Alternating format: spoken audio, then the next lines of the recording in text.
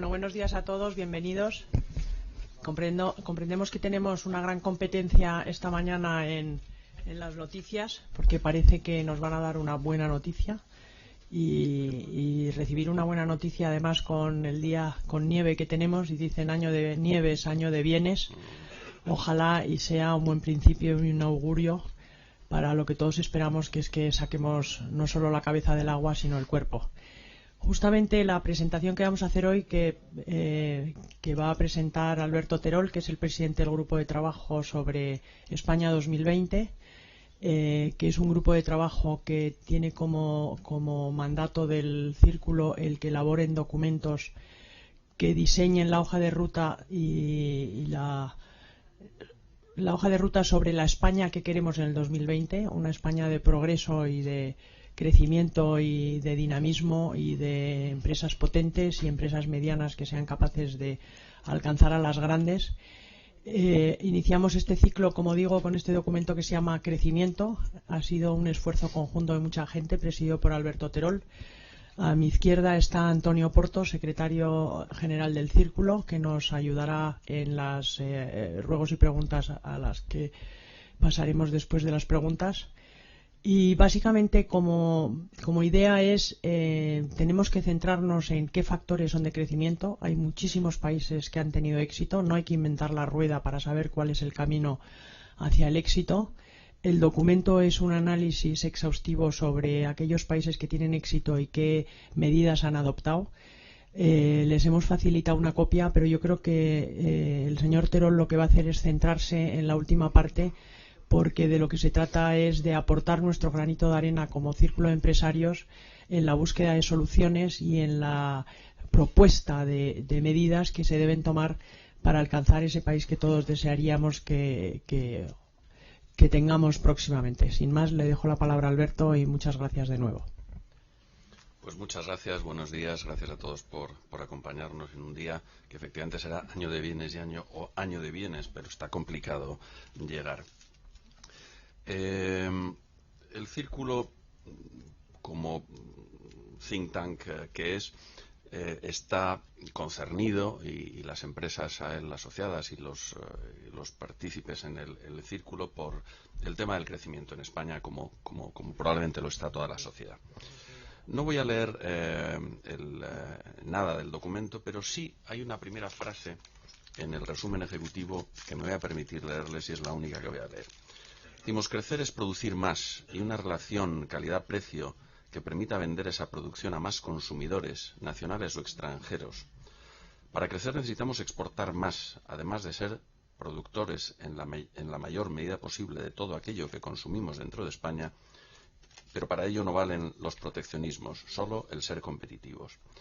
Y decimos a continuación: no parece discutible que la internacionalización es la base para salir de esta crisis y para lograr un crecimiento sostenido. Es evidente que una empresa más competitiva estará en mejor disposición de vender sus productos y servicios tanto en España como fuera de España. Y son los dos mercados, el mercado interior y el mercado exterior, los que nos interesan para crecer. Pero también hay que claramente ser conscientes de que el mercado interior español tiene sus limitaciones. No es Estados Unidos en términos de tamaño, no es China. Y también hay que tener en cuenta que el grado de apalancamiento que tiene la economía española va a dificultar, teniendo que pagar todas esas deudas que tenemos, tanto a nivel privado como público, dificultará de alguna manera el crecimiento del consumo privado y algunos motores de crecimiento. Por tanto, y ahí está además la experiencia internacional para corroborarlo, exportar y exportar más y mejor es fundamental para producir crecimiento. Decir también que crecer es lo que crea empleo, y no al revés. No es la creación de empleo o la creación de cualquier empleo la que hace crecimiento. Es el crecer lo que crea empleo. Y esto lo hilamos con algo que vamos a ir desgranando a lo largo de esta breve presentación, y es que esto es fundamentalmente una tarea de las empresas, y que el papel de las administraciones públicas, el papel del Estado, de las comunidades autónomas, el papel de las administraciones públicas en general, tiene que ser un papel facilitador. El Estado tiene que tener un tamaño en su conjunto, me refiero a las administraciones públicas, nos referimos a las administraciones públicas, más reducido que el actual, con menos regulación, más aplicable. Tenemos en ocasiones exceso de regulación que no se aplica. Un Estado, unas administraciones públicas más eficaces, más eficaz, una regulación más predecible y estable, con menos solapamientos, y en definitiva un Estado que garantice efectivamente el funcionamiento de las instituciones y de las empresas, siendo más barata y, algo muy importante, más despolitizada. Hemos asistido a un fenómeno de excesiva politización de la administración. La administración lo que tiene que hacer es administrar y administrar y administrar muy bien, en un entorno de competencia, libertad y estabilidad. Tenemos magníficos funcionarios en España. El Círculo siempre ha reconocido esto, porque es que además es de ley reconocerlo. Tenemos unos cuerpos de la Administración del Estado magníficamente bien preparados, que trabajan y trabajan mucho, con mucha eficacia, y en general además no extraordinariamente bien pagados. El Círculo nunca ha estado en favor de la reducción de estos funcionarios que son enormemente eficaces en la realización de su trabajo, ni siquiera en la reducción de sus compensaciones. Hay que compensarlos muy bien. Y sí, sin embargo, en reducir el tamaño de la administración para hacerla más eficaz y para hacerla una administración mucho más adecuada para las necesidades de la sociedad moderna española, con más tecnología, con mejores procesos, etcétera, etcétera. Bien, con este marco, dedicarle un minuto a decir que hacemos muchas cosas bien. Las exportaciones han crecido mucho en los últimos años. En el periodo 2007-2012 han crecido un 22%. Las importaciones han disminuido un 10%, lo que significa que estamos consumiendo en ocasiones menos del exterior. Tiene su parte negativa en lo que afecta a la inversión, pero digamos que quizás también ha habido un proceso de sustitución de importaciones por productos y servicios fabricados en España. Tenemos un sector turístico de un enorme dinamismo, número 2 en el mundo, número 1 en Europa. Tenemos empresas líderes en muchísimos sectores: infraestructura, banca minorista, bienes de equipo, en fin, desgranar allí donde tenemos liderazgo, industrias manufactureras en textil, como todos sabemos. Hay muchos sectores en los que hay empresas españolas muy líderes. Y algo fundamental, tenemos unos equipos directivos de altísimo nivel, muy reconocidos en España y en todo el mundo, que hacen una labor magnífica. Tenemos talento. Nuestras escuelas de negocios son y están reconocidas como tales, como de las mejores del mundo. Y en los últimos tiempos hemos hecho unos esfuerzos por mejorar la competitividad de las empresas, que no cabe la menor duda es el factor fundamental de la mejora de las exportaciones. Tenemos unas infraestructuras de primerísimo nivel, que evidentemente nos han costado mucho dinero y que hay que pagar, pero están ahí y hay que aprovecharlas. Y España tiene otra serie de activos en términos de idioma, en términos de localización geográfica, en términos de clima, magníficos para poder atraer actividad económica a este país. Bien, dentro de ese contexto, es decir, no todo va mal, en absoluto, no todo va mal. ¿Qué es lo que necesitamos para crecer de manera importante en los próximos años? Facilitar, apoyar esa internacionalización de la economía española, esa internacionalización de la empresa española, que nos permita aumentar las exportaciones y crecer. Necesitamos un telón de fondo estable y una serie de reformas cuyo impacto va a ser diferente en términos de tiempo. Habrá unas que tengan un impacto a más corto plazo, otras más a medio y otras más a largo plazo, pero en definitiva todas urgentes e importantes. Cuando hablamos de plazos, no hablamos de la importancia o de la urgencia de las medidas, sino más bien de cuándo esas medidas van a tener un efecto. Hay que avanzar en Europa, hay que capitalizar, hay que apalancarse en esas ventajas geoeconómicas para producir internacionalización. Avanzar en paralelo con Europa. Hoy no se puede hablar de competitividad nacional. Hay muchas veces que en los debates políticos se habla de planteamientos que no son realistas. El mundo es global Y pese a que en muchas ocasiones tratamos de que la política sea muy local, y en ocasiones ni siquiera nacional, sino puramente local, la economía es global. Y competimos en mundos globales, y nuestras empresas compiten en mundos globales. La competitividad no es nacional, es europea o mundial. Y las instituciones económicas supranacionales se tienen que adaptar, y las nacionales, a ese entorno de economía altamente competitiva a nivel mundial. Hay que construir sobre esas ventajas geoeconómicas de España en la economía mundial, lo que decíamos hace un instante de localización geográfica, idioma, cultura, población formada, etcétera, etcétera, etcétera. Y tenemos propuestas que tienen un impacto a corto, a medio y a largo. Pero como acabo de decir, no significa que deban implantarse a corto, a medio y a largo, sino que tienen un impacto en estos plazos. Bien. Vamos entonces con las propuestas del Círculo de Empresarios. En primer lugar, hay unas reformas transversales a las que yo creo que en las que hay que centrarse, y la primera de la que hay que hablar, en la que se han hecho bastantes avances, es el tema laboral.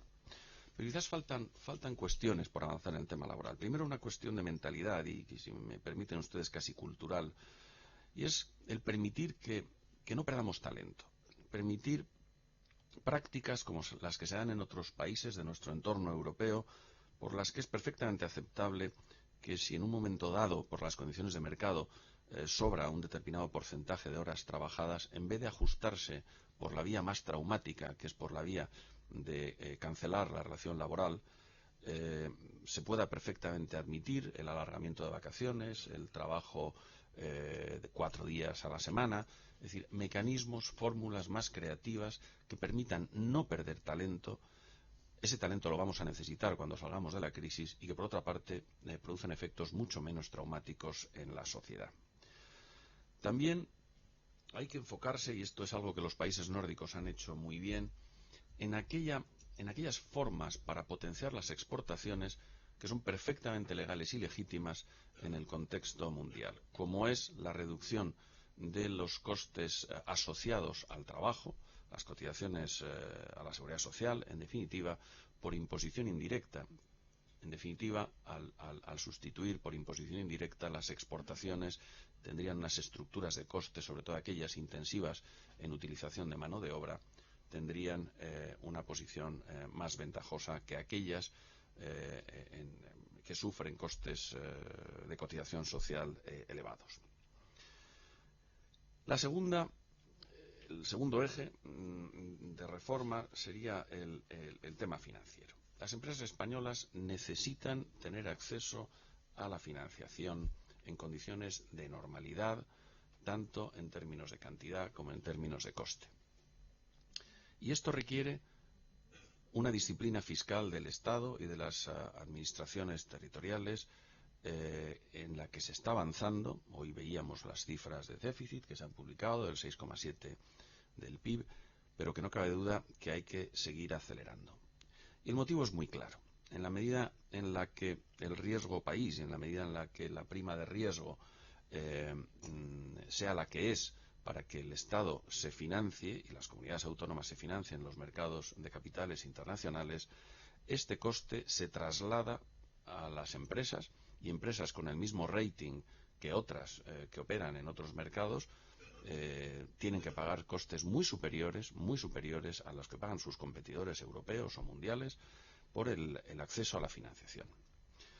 Hay que facilitar la financiación del circulante, y aquí hay que decir también que se produce una asimetría clara entre el comportamiento de las administraciones públicas y las empresas. A las empresas se nos exige, y debe ser así, que paguemos nuestros impuestos puntualmente, y sin embargo las administraciones públicas están incumpliendo plazos de pago de manera reiterada. Y esto está suponiendo la asfixia financiera no solamente de grandes y medianas empresas, sino de muchísimos pequeños y medianos pequeños empresarios que dependen de los cobros de la administración pública y que, careciendo de mecanismos de financiación, se ven ahogados financieramente y en peligro de desaparecer.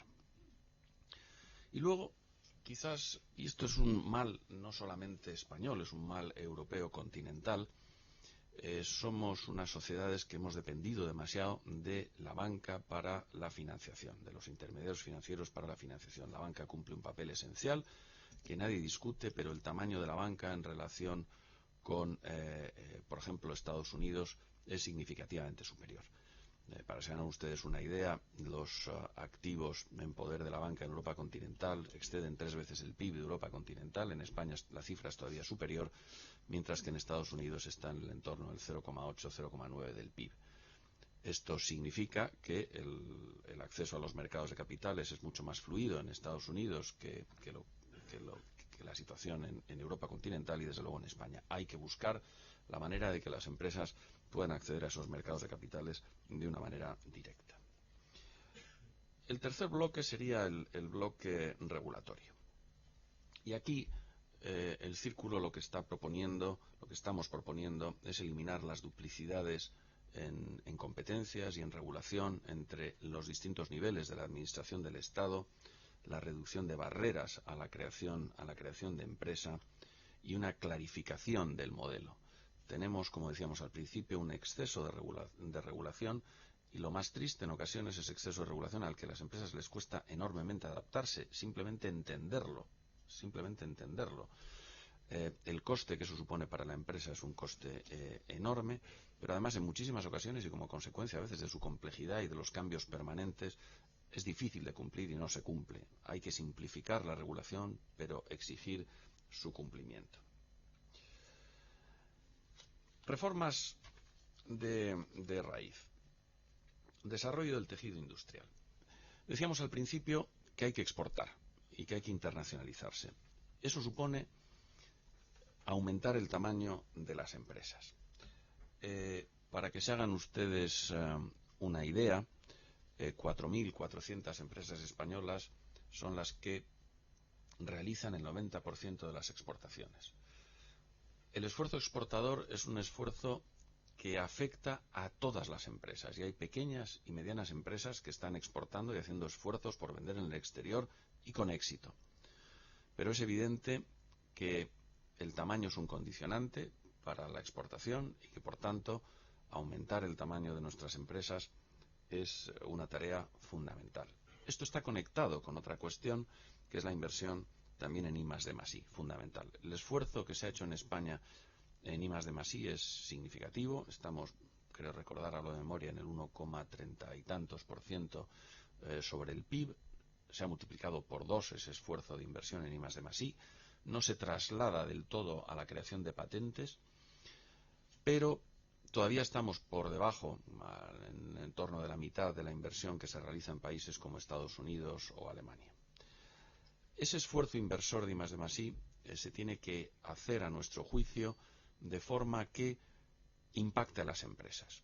Hay que incentivar que los investigadores vean a las empresas como sus clientes. Hay que incentivar las economías de escala, menos centros, investigadores más relacionados con el mundo empresarial y con más capacidad para producir no solamente el I+D, sino la I pequeña, que es fundamental. Estamos viendo que muchas empresas españolas están teniendo un éxito exportador enorme como consecuencia de la innovación más en procesos y en modelos de negocio que en investigación básica en la gran I. Por tanto, insistir en el tamaño e insistir en cómo podemos alcanzar ese tamaño mediante la flexibilización de costes laborales y reducción de costes en general. Las empresas españolas se ven sometidas a unos costes, por ejemplo, de energía más elevados que los países de su entorno, como consecuencia del mix energético, y, por ejemplo, los costes logísticos también son más elevados que los que tienen los países de nuestro entorno, porque la mayor parte de las infraestructuras de transporte ferroviario que se han realizado en los últimos años han sido para el transporte de viajeros más que para el transporte de mercancías. Y países como Alemania o países de Centro Europa utilizan mucho más el ferrocarril como medio más barato, más eficaz para transportar mercancías de lo que sucede en España. Bien, he abordado el tema del I+D+I relacionado con el desarrollo del tejido industrial, y tenemos como tercer punto la reducción del coste fiscal. En En este aspecto, al margen de lo que ya hemos comentado, de lo que he comentado, de uniformidad, simplicidad en la regulación entre distintos entes territoriales, hay que claramente no poner todo el énfasis en encuadrar las cifras públicas en el incremento de la presión fiscal.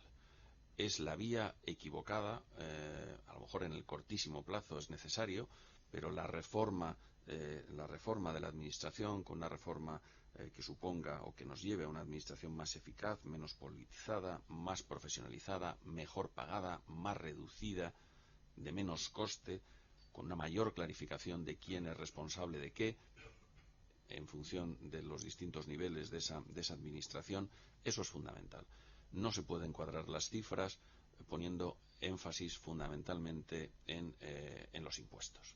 Esto detrae recursos de la economía, y cuando decimos el impuesto sobre sociedades ha subido a unas cifras muy elevadas y todos nos congratulamos de ello, esos son recursos que se detraen para invertir y recursos que se detraen de la actividad económica, lo cual en el medio plazo y en el corto plazo tiene un impacto negativo muy claro. Pasamos a las reformas que tienen un impacto más a largo plazo, las reformas que podríamos llamar culturales, y que son importantísimas todas ellas. En muchas de ellas el Círculo de Empresarios ha hecho trabajos anteriores que a lo mejor ustedes conocen, muy importantes. En la educación, el Círculo ha dedicado nada menos que 3 documentos al tema de la educación, al importantísimo tema de la educación, porque si hay un pilar básico para la competitividad de un país, es el tener una población altamente educada, altamente flexible, altamente adaptable a las necesidades de los mercados laborales, a lo que se demanda, y esta es una inversión que siempre paga dividendos.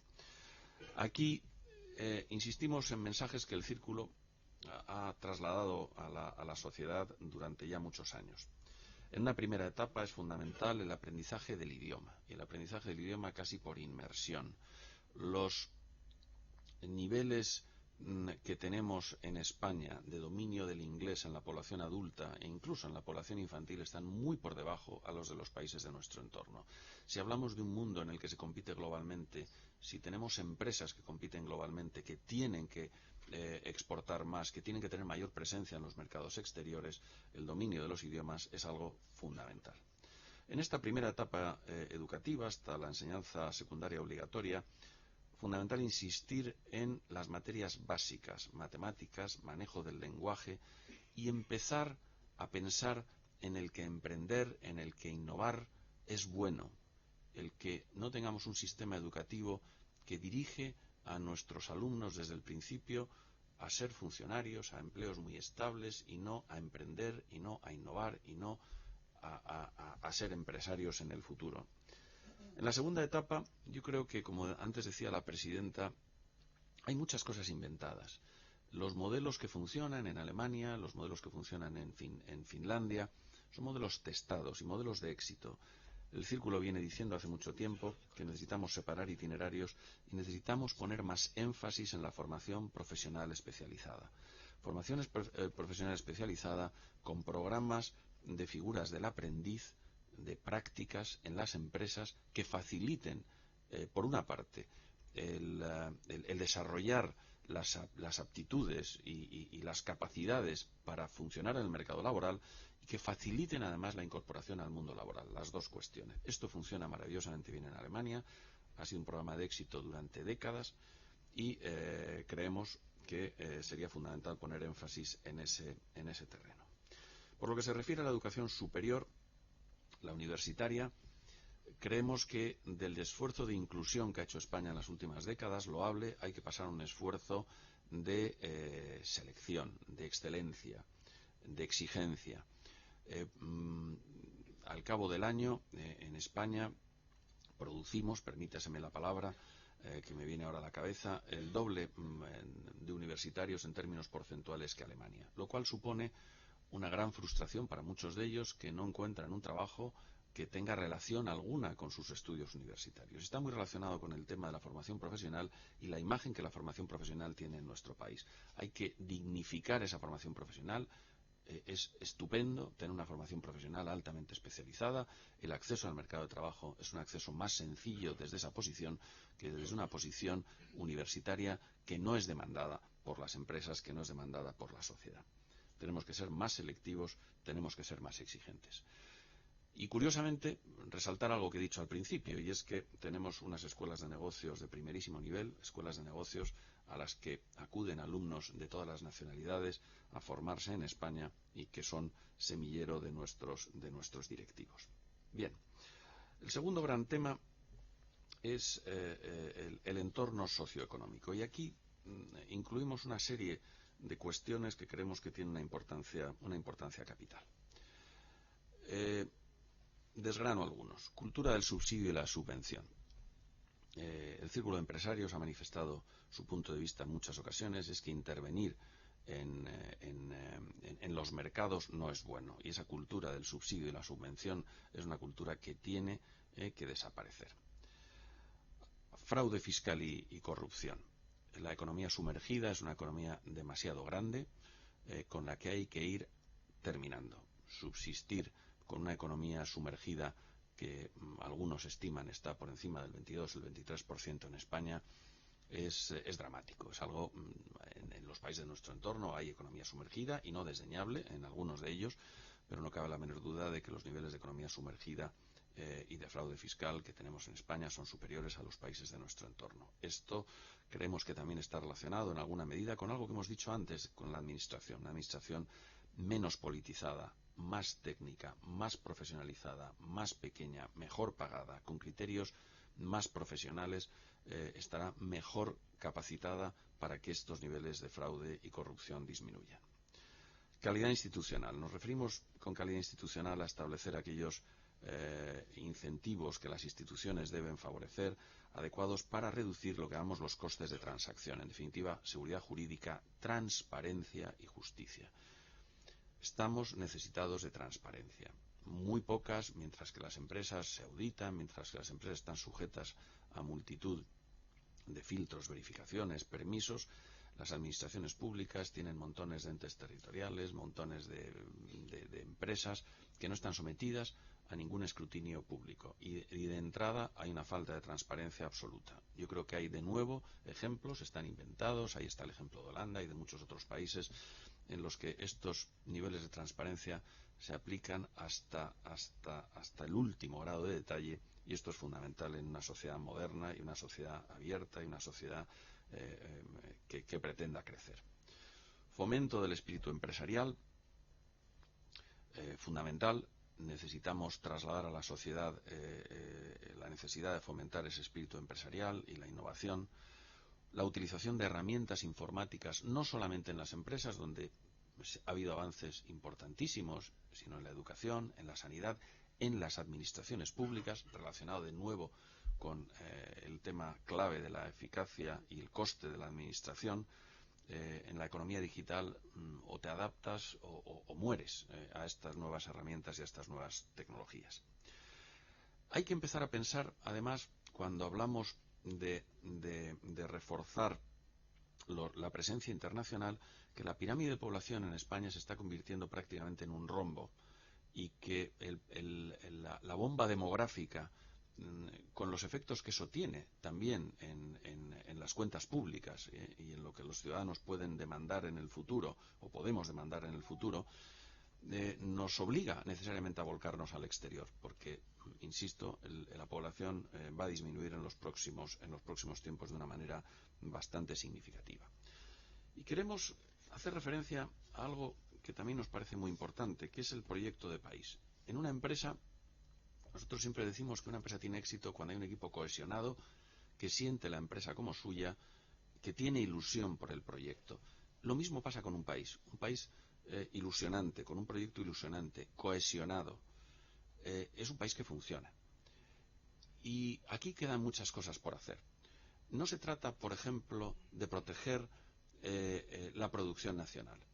Pero cuando yo he vivido 5 años en Inglaterra y me encanta ir a las tiendas y decir proudly manufactured in the UK, orgullosamente producido en el Reino Unido, en Francia, en Italia. Esa especie de sensación de orgullo de lo propio, porque lo mío es bueno y porque tengo un proyecto ilusionante de país y cohesionado, creemos que es un elemento cultural potente. Cuando hablamos aquí de elementos culturales, creemos que es un elemento cultural muy potente. Últimos mensajes: hay que avanzar con Europa. En un mundo cada vez más globalizado económicamente, políticamente también hay que avanzar en esa dirección. No podemos tener una micropolítica y una economía más globalizada. Tenemos que avanzar en esa dirección. Y en muchas de las reformas que hemos ido desgranando en estos últimos minutos, el concurso de Europa y de las autoridades europeas es fundamental. Todo esto además nos tiene que permitir algo que a nuestro juicio es fundamental, y es no solamente tener empresas españolas más competitivas, sino ponernos en disposición de atraer de nuevo inversión extranjera, porque las condiciones que ofrezcamos para operar en España sean las idóneas para realizar actividades. Una administración eficaz, unos costes razonables, unas infraestructuras que funcionan, en fin, todo aquello que la empresa necesita, estabilidad que necesita para desarrollar sus actividades. Creemos que España está en disposición de convertirse efectivamente no solamente en la Florida de Europa, sino también en la California de Europa. Y eso se consigue probablemente haciendo estas reformas de las que estamos hablando. Bien. Aquí terminaríamos con esta brevísima presentación. Tienen ustedes el documento, que es un documento extenso, cercano en torno a las 50 páginas, pero estamos absolutamente a su disposición pues para contestar a cualquier pregunta que nos quieran formular sobre estos extremos o cualquier otro relacionado con el tema de crecimiento. Muchísimas gracias por su atención y a su disposición. Muy bien, muchas gracias. Yo, por completar un poco la información que nos ha dado el señor Terol, querría destacar unos elementos que nos hacen tomar conciencia del tamaño de España y de la importancia de lo que es todo el aroma del documento, que es: existe el mundo, no nos quedemos en pequeñito. Los siguientes datos de un artículo que escribió Javier Solana el otro día. Actualmente hay 3 países europeos entre las 7 grandes potencias mundiales. Esto es en el 2012.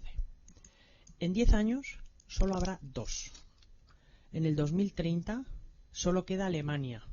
Y en el 2050 no existe ningún país europeo entre las grandes potencias del mundo. Eso tiene una importancia determinante en la estrategia que debe seguir España o cualquier país europeo. Y es que, y retomando un poco, hilando con lo que se ha dicho, el tamaño importa. Mientras pensemos que un mercado de 47 millones es suficiente para investigar, crear excelencia, pensar en el mundo, exportar, generar beneficios sociales, mantener un estado de bienestar, es ilusorio. No podemos seguir mirando al pasado y pensando que nuestra historia es nuestro futuro. La realidad del mundo, tal como está contemplado hoy en día, obliga a agruparse y a aliarse con grandes vecinos para generar mercados grandes. Europa es un mercado potencial de 500 millones en el que no hay tarifas, en el que hay un camino evolutivo hacia la armonización fiscal, la armonización legal, y eventualmente habrá mayor unidad política y económica. Pero si no pensamos en que somos pequeñitos y que el mundo es muy grande y que vamos siendo desplazados, si no tomamos en cuenta la importancia de nuestras alianzas, Europa, no solo España, desaparece del mapa. Si en cada decisión gubernamental regulatoria se entiende ese concepto, el tipo de regulación, el tipo de política y el tipo de mentalidad que se implantaría en cada uno de los hechos políticos y empresariales harían que cambiáramos el rumbo en muchísimas de las decisiones que se toman, porque seguimos pensando que el mundo se acaba en los Pirineos en muchas de las decisiones que se van tomando. En fin, era porque creo que es un dato importantísimo. En el 2050 ningún país europeo, si las cosas no cambian y hacemos las reformas, existirá en el mapa de los países del mundo. Me parece que es dramático, pero que es una oportunidad para tomar decisiones en el buen sentido. Bueno, y ahora las preguntas, a ver quién quiere. Creo que Juan va a hacer un poco de Juan Cacicedo, Sí, a quien yo todos conocéis. únicamente pediría que, si no tenéis inconveniente, cuando vayáis a formular la pregunta, identifiquéis nombre y medio.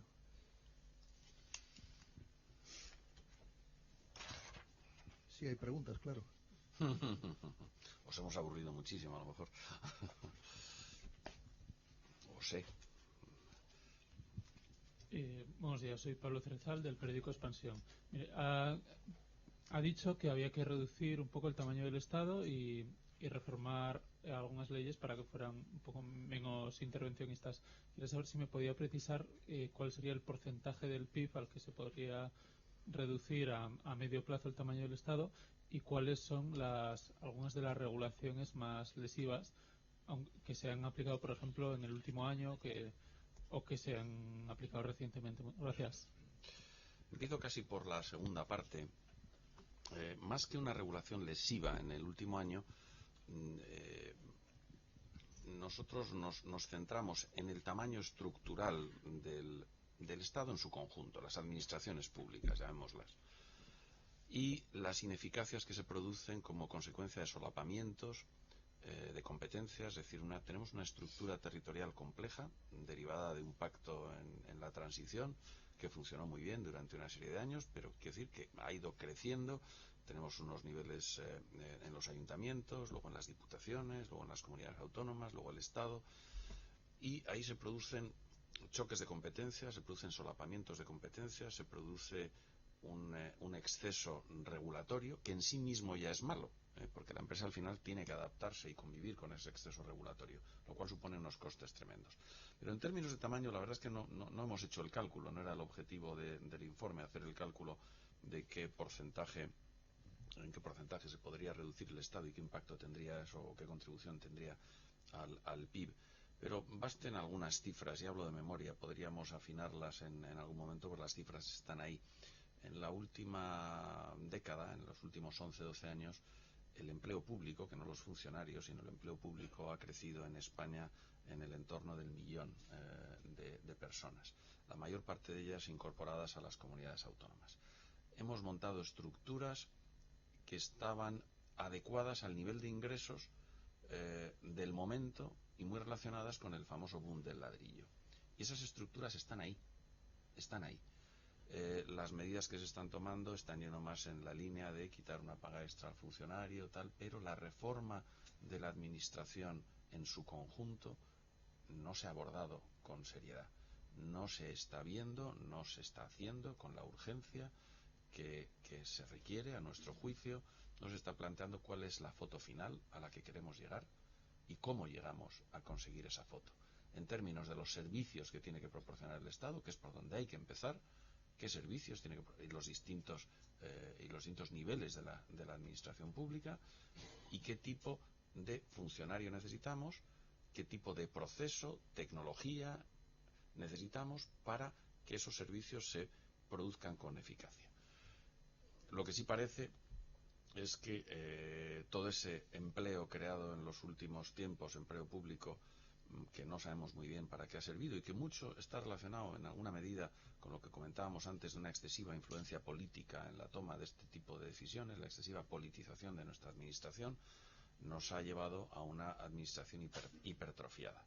Hay que hacer un análisis fino, como sería en cualquier empresa y como sería en cualquier institución, de cuál es el tamaño, que no se produzcan solapamientos, una definición clara de competencias en los distintos niveles de la administración, dotarla de los medios adecuados tecnológicos y la modernización de los procesos, y eso llevará a una reducción muy significativa del tamaño de las administraciones públicas, con un coste claramente inferior. En este momento yo no tengo la cifra que me pides, pero muy significativa. Mónica, no sé si... Sí, yo quería completar un poco con bajando al micro, ¿no? A lo que hemos asistido en este año y medio es básicamente, como bien decía Alberto, a la reducción de los gastos no selectivamente, sino genéricamente. Lo que estamos pidiendo con este documento, y creo que nuestra voz está acompañada de muchas otras voces en todo el panorama nacional, es a una definición primero de las funciones esenciales del Estado y, por lo tanto, ajustes no lineales a todos los sectores, porque hay sectores de la administración pública que requieren de más gasto. Léase lo que decimos en el documento, el tema de la justicia. La justicia es uno de los pilares básicos de un Estado de Derecho y de una democracia saludable, y la justicia en España clarísimamente está infradotada. Es decir, no solamente no hay que reducir los dineros dedicados a la justicia, hay que incrementarlos. Y sin embargo, lo que habrá que analizar es qué gastos son accesorios y por lo tanto no determinantes, y en vez de ajustar en elementos críticos, eliminar aquellas funciones que el Estado o las administraciones públicas se han arrogado y que pueden ser perfectamente prestadas y normalmente con mayor optimización de recursos en el sector privado. Es como si en una familia que hay padre y madre ganando un sueldo, uno de los dos se queda desempleado y los ingresos de la familia se reducen, es decir, se acaba el boom inmobiliario. Dejamos de tener unos ingresos recurrentes que habíamos creído permanentes. Una familia no ajusta linealmente todos sus gastos. Si hay 4 capítulos fundamentales de gasto, que son ocio, educación, alimentación y, si dijéramos, lo demás, no se ajusta igual. No cortas en la misma medida los litros de leche que cortas las salidas al cine. No coges y dices 10% menos en litros de leche y en idas al cine. Analizas cuáles son tus elementos esenciales y reduces aquello que es no fundamental. Eso es lo que estamos pidiendo cuando hablamos de la reforma de las administraciones públicas.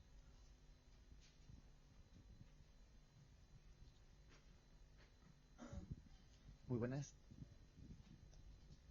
Hola, ¿se me oye? Sí. Sí, perfecto. Yo quería hacer un poco más de hincapié en la reforma educativa, porque ustedes señalan aquí pues que debe de ser algo en el largo plazo abordar esta reforma, pero debería de ser más en el corto plazo, ¿no? Porque parece que la educación es la base de todo, y aquí en España hemos sufrido, por un lado, la titulitis, ¿no? Todo el mundo quería ser licenciado universitario y no había puestos de trabajo para todos, y por otro lado, pues están ustedes comentando que no tenemos un buen nivel de formación en temas tan importantes como el inglés, etcétera. Entonces, parece evidente que los partidos políticos deben de tomar unas decisiones ya en este sentido. Es que lo digo porque ustedes señalan aquí que es a largo plazo hay que abordar esta reforma educativa y debería ser más urgente, o a lo mejor es que lo he entendido yo mal.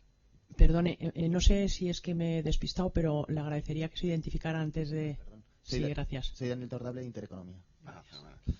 Me he expresado mal y lo siento, entonces quiero dejar muy clara esta idea.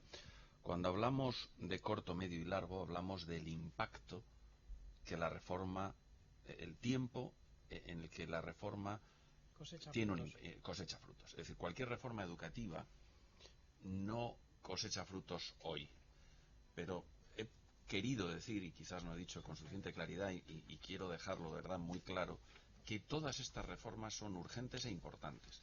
Es decir, cuando hablamos de plazos hablamos del impacto, no hablamos de la urgencia y de la necesidad y de la importancia de la reforma. Hay que hacerlas ya, cuanto antes mejor. Al hilo de la educación, muy de acuerdo. Es decir, la educación es un pilar básico de competitividad de un país, absolutamente básico. Tiene, aquí, por ejemplo, en el papel, en la presentación, decimos, la secuencia se refiere al horizonte temporal en el que se aprecian los efectos económicos, no a su origen, y decimos, cuanto antes, mejor. Queremos enfatizar eso. Entonces, en la educación, en efecto, yo creo que se han producido una serie de fenómenos y el papel, por ejemplo, que hizo el Círculo de Empresarios en torno al tema de la educación universitaria sigue estando vigente en su gran parte.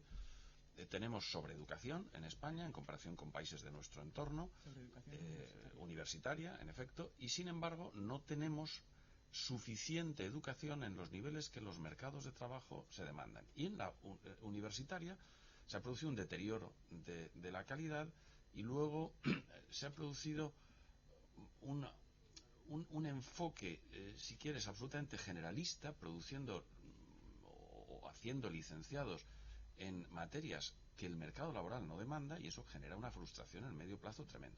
A un coste muy elevado, por cierto, porque tenemos más universidades que en ningún país del mundo, con el coste que eso supone.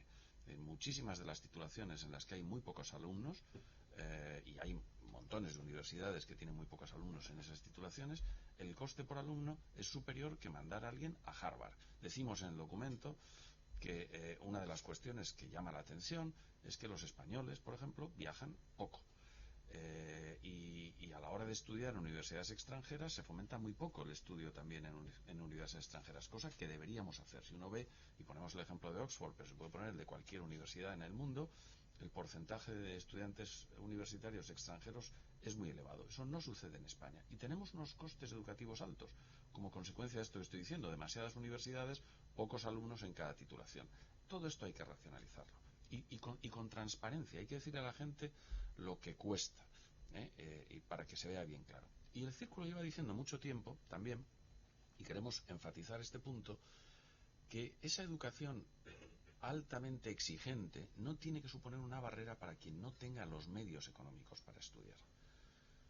Y esto está archidemostrado también en muchos países que tienen unos sistemas de becas y unos sistemas de créditos blandos que se devuelven a lo largo de la vida laboral, que funcionan perfectamente y que permiten el acceso de las personas sin medios a la educación universitaria, porque creemos también que la educación es un instrumento para fomentar la igualdad de oportunidades, en la que desde luego creemos firmemente. Pero la educación, resumiendo, es un instrumento estratégico fundamental en todo esto que estamos diciendo. Por completar, como siempre a Alberto, y usando figuras geométricas, la diferencia entre los países que nos llevan la delantera en resultados y en optimización de cada euro invertido en educación, España tiene una estructura tipo reloj de arena. Es decir, tenemos una base amplia, efectivamente el 100% de los niños están escolarizados, y tenemos más de 1 millón y pico de universitarios. Pero en FP solo hay 700.000. Es decir, la estructura, por ejemplo, de Suiza, en la que la tasa de paro está en el entorno del 4%, o de los países nórdicos, que está en el entorno de, depende del país, pero en rangos del 4 al 7, son piramidales. En Suiza, por ejemplo, solo el 10% llega a la universidad. Y ni siquiera es por dinero, porque la universidad es gratis, es por exámenes. Si se tiene uno que trasladar de ciudad, entonces es cuando obtiene una beca de residencia. Solo el 10%. En España la selectividad la aprueban el 98% de los que se presentan. 98%. El que no va a la universidad es porque no quiere. Eso es lo que hablamos. Ser selectivos porque hay que darle valor multiplicativo a cada euro invertido en un estudiante español, sabiendo que en España la universidad está subvencionada, digo, la universal es la infantil, que es pública, y el que quiere ir va a privada, pero es gratis. La universidad en España, lo que paga el estudiante de media es el entorno del 10% de lo que cuesta, con lo cual el otro 90% de sus gastos incurridos los estamos pagando los contribuyentes. Entonces la pregunta que se tiene que hacer el contribuyente español es si realmente hay que invertir toda esa cantidad de dinero en cantidad sin generar calidad, y si no tendríamos que, manteniendo a lo mejor el mismo presupuesto que tenemos actualmente, centrarlo en excelencia y en competitividad internacional. Complementando esto con algo esencial, y es que el mercado de trabajo demanda, y nos estamos dando cuenta de que las escuelas de formación profesional altamente especializadas son capaces de colocar sus alumnos con gran facilidad en estos momentos, con más facilidad que los estudiantes universitarios. Es decir, hay demanda para ese tipo de formación. Sí, Roberto Arias de ABC.radio. Hola, buenos días. Buenos días. ¿Se me oye? Sí. Perfectamente. Vale, gracias. muy bien. Dos preguntas. La primera, por seguir con el tema de la reforma de la administración pública, me gustaría saber si pueden precisar qué servicios públicos, ya que han hablado de ello, son más prescindibles, o qué servicios públicos sobran directamente. Usted ha hablado de la justicia. En el lado contrario, ¿cuál cree que se puede prescindir? Y también ha hablado de que en los últimos 10 años, en la época del boom, se han incorporado 1 millón de empleados públicos. No sé si también piensan que de este millón hay un porcentaje o la totalidad que ahora mismo sobrarían. Y una segunda cuestión, hoy hemos conocido el dato de déficit público. No sé si comparten por así decirlo, el optimismo, la satisfacción que ha mostrado el presidente del Gobierno, a pesar de que la cifra es inferior al objetivo que nos marcó la Unión Europea. Gracias. Yo creo que como es un más genérico, vamos a darle entrada a Antonio Porto, nuestro secretario general. Como son 3 preguntas, si quieres las repartimos, pero Antonio, la primera era ¿qué servicios públicos? No, ¿qué funciones públicas seleccionaríamos como no esenciales? si el déficit ha sido una buena noticia o una mala noticia. Bueno, es una manera de interpretar su pregunta. Y la segunda era... sobre la administración pública, sí, del millón, ¿qué haríamos con el millón? Bueno, sí, en primer lugar, buenos días a todos. Yo creo que las hemerotecas están llenas de casos de servicios públicos redundantes, y como no voy a poner la picota a nadie desde un estudio del documento de crecimiento, pues me remitiré a ellas antes de mencionar un caso anecdótico que seguramente pueda tener poca repercusión.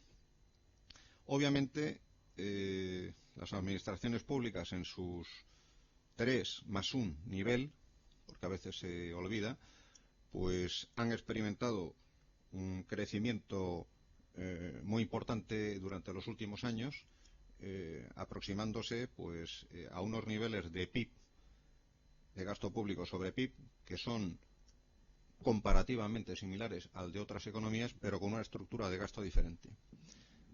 Como ya se ha indicado, es importante, al igual que normalmente se hace en una empresa, pues revisar los gastos de estructura del funcionamiento del conjunto de las administraciones públicas. Algo se va a hacer, algo se está haciendo, algo se hará seguro este año y el año que viene, y ver qué es lo redundante. Pero hace falta lo que sería pues un plan de redundancia de servicios, y una vez que se definen los servicios, un plan de redundancia de funcionarios o de empleados públicos. Sobre la cifra del déficit público, pues bueno, yo creo que esto de expresar alegrías durante las crisis pues es más que nada un desahogo psicológico al que tampoco hay que acudir. Obviamente la noticia no es mala. La noticia no es mala, y obviamente el tema de la disciplina fiscal es una premisa para no solamente ganar cuota de credibilidad en el conjunto de la eurozona, sino que además es una premisa de libro para favorecer una senda de crecimiento en algún momento determinado. Obviamente, un año no hace trayectoria. Un año no hace trayectoria. En consecuencia, estamos ya en el primer trimestre del año 13. Obviamente hay que perseverar de momento en esa senda, porque la credibilidad normalmente es la reiteración de una buena noticia. Bueno, yo me tiro más a la piscina en cuanto a qué debería el Estado dejar de hacer. Y mirando a nuestro entorno, ¿no? Nos preguntamos, ¿qué hacen los otros países por hablar del tema que más nos preocupa, que es el tema del empleo? Tenemos 6 millones de parados y tenemos una agencia nacional que se llama el INEM, o ahora se llama, bueno, el INEM de toda la vida, que no coloca a nadie, no casa oferta y demanda. En la época del boom y en la época ahora de nosotros en la empresa donde yo trabajo, continuamente hemos llamado al INEM diciendo necesitamos este perfil de persona. Jamás ha producido una respuesta. El 98% de las colocaciones que se hacen en este país son informales. Solo recientemente han dado entrada de manera legal a que otras empresas intermedien el mercado laboral. O sea, la pregunta es ¿por qué el Estado tiene que ser quien intermedia entre empleados y desempleados? Perdón, entre buscadores y ofertantes de empleo. Es una función que hace mucho mejor la actividad privada y que, sin embargo, emplea a cientos de miles de personas. Otra cosa es pagar el desempleo, el subsidio, y ser la caja desde la que se hacen las transferencias. Pero es un área en la que el sector privado es mucho más eficiente. Hostelería. España tiene entre los líderes mundiales la mayor industria hostelera.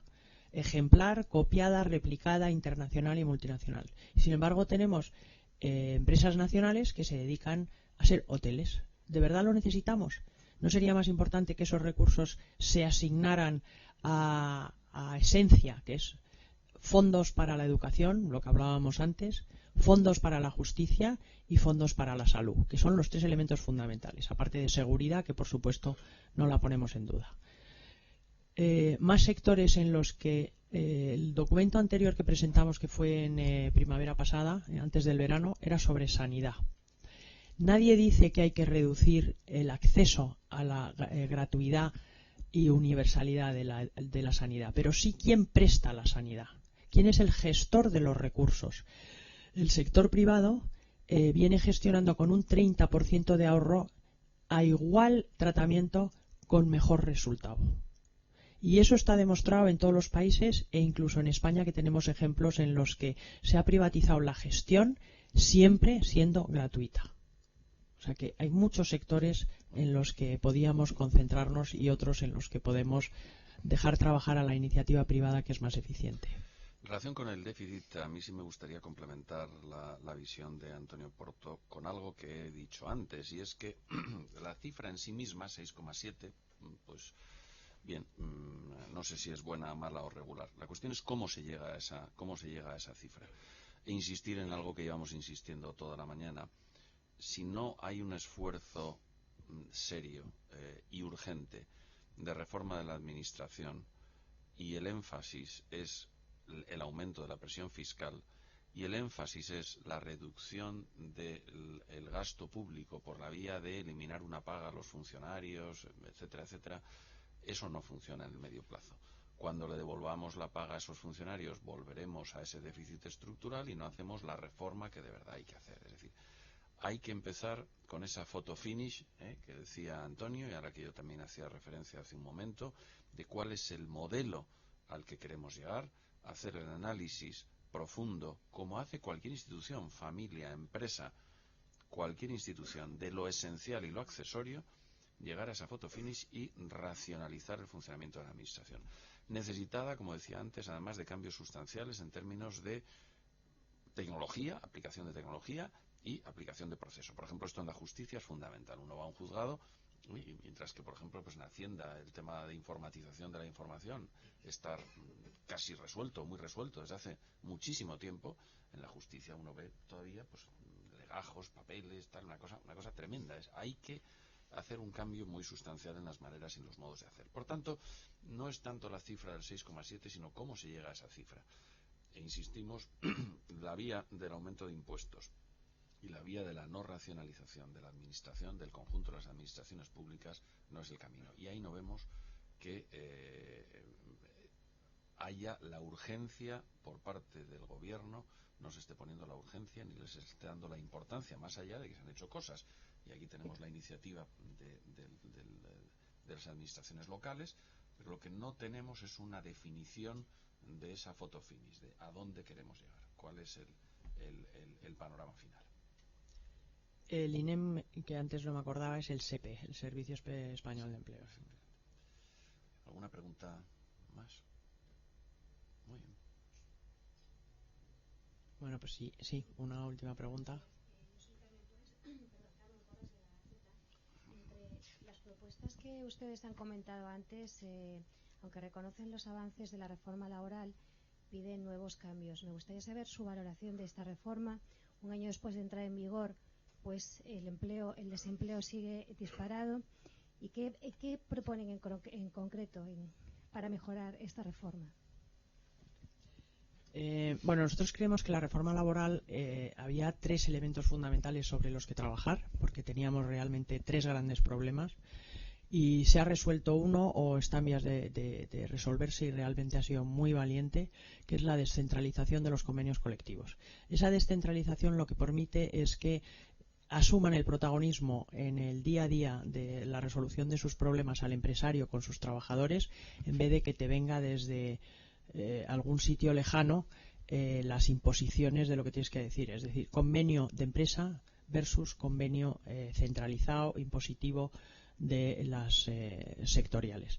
Eso es un elemento que da una flexibilidad enorme, que no vamos a ver sus frutos a corto plazo, porque para crear empleo lo primero que tenemos que tener es un incremento de la demanda, pero que en el momento que la economía empiece a respirar, empezará a generar empleo de una manera mucho más rápida que antes. Se decía en el modelo anterior que para que se creara empleo en España teníamos que estar creciendo a más del 2,5.